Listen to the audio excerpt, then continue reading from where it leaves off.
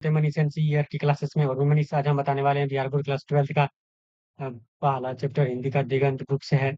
बातचीत और बातचीत का लेखक है बालकृष्ण भट्ट और उसका ऑब्जेक्टिव क्वेश्चन देखेंगे, तो आप लोग वीडियो बने रहिएगा लास्ट तक।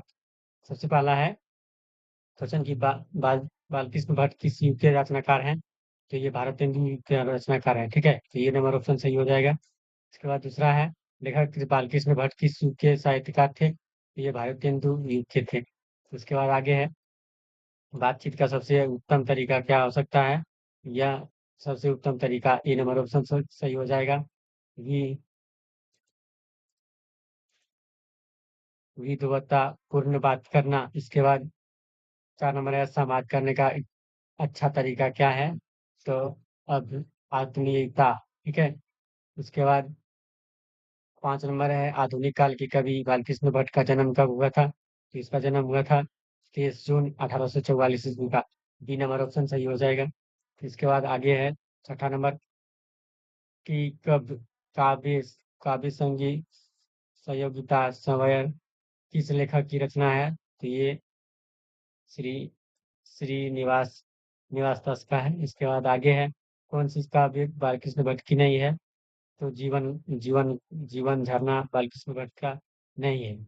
आगे है कौन सी रचना बालकृष्ण भट्ट की है? तो रेल का विकेट ये बालकृष्ण भट्ट का है।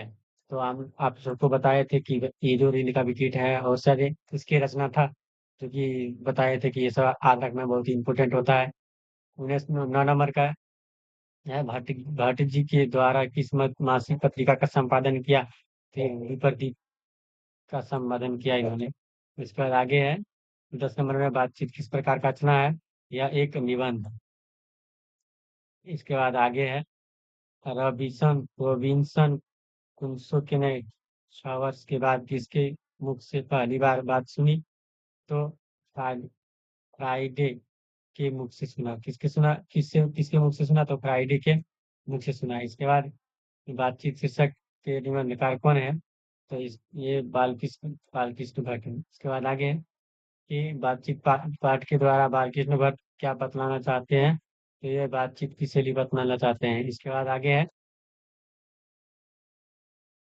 आगे है बातचीत बालकृष्ण भट्ट ने अंग्रेजी साहित्य के एडिशन में स्टील को श्रेणी में रखा।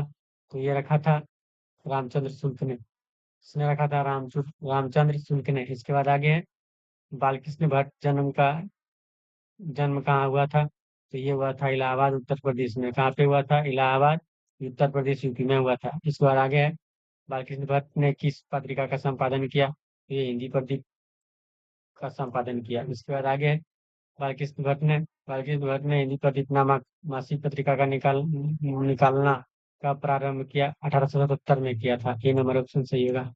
इसके बाद आगे है कौन सी कौन सी रचना बालकृष्ण भट्ट का द्वारा रचित नहीं है? तो मेघदूतम नहीं है। इसके बाद आगे है मेघदूतम नहीं है। उसके बाद आगे है कौन सी कौन सा उपन्यास बालकृष्ण भट्ट द्वारा रचित है? तो स्वजान एक सुजान।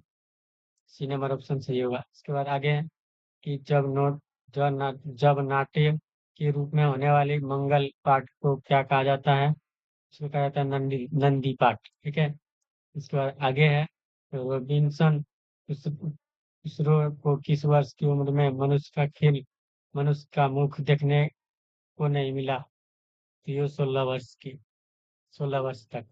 इसके बाद है 22 नंबर में किसने कहा कि बोलने से ही मनुष्य के रूप में साक्षात्कार होता है? तो ये बेन जॉनसन ने। किसने कहा? बेन जॉनसन ने कहा। इसके बाद आगे है किसका किसका विचार है कि असल बातचीत सिर्फ दो व्यक्तियों में ही हो सकती है? तो ये एडिसन के विचार से। इसके बाद 24 का है असल बातचीत कितने लोग के बीच हो सकती है? 2 लोग के बीच। कितने लोग के बीच? 2 लोग के बीच। इसके बाद बातचीत के दौरान मनुष्य का मन किस प्रकार का हो जाता है? हल्का और स्वच्छ हो जाता है। हल्का और स्वच्छ हो जाता है। इसके बाद आगे है किसके न होने से संपूर्ण संसार गूंगी प्रतीत होता है? तो वाक शक्ति। बी नंबर ऑप्शन सही होगा। इसके बाद आगे है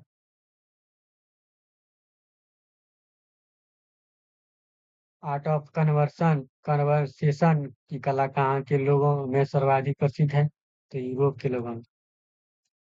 इसके बाद आगे है, हिंदी कवि बालकृष्ण भट्ट किस काल के रचनाकार हैं? तो ये है आधुनिक काल। डी नंबर ऑप्शन सही है। उसके बाद 29 नंबर है, पाठ बातचीत क्या है? यह एक ललित निबंध है। ठीक है। तो आशा करता हूँ कि ये वीडियो आपको अच्छा लगा हो, और अच्छा लगा हो तो आप लाइक शेयर सब्सक्राइब भी कर दीजिए। ठीक है, तो मिलेंगे इस तरह की वीडियो के साथ अगली वीडियो में। तब तक के लिए धन्यवाद। Nice to meet you. जय हिंद, जय भारत।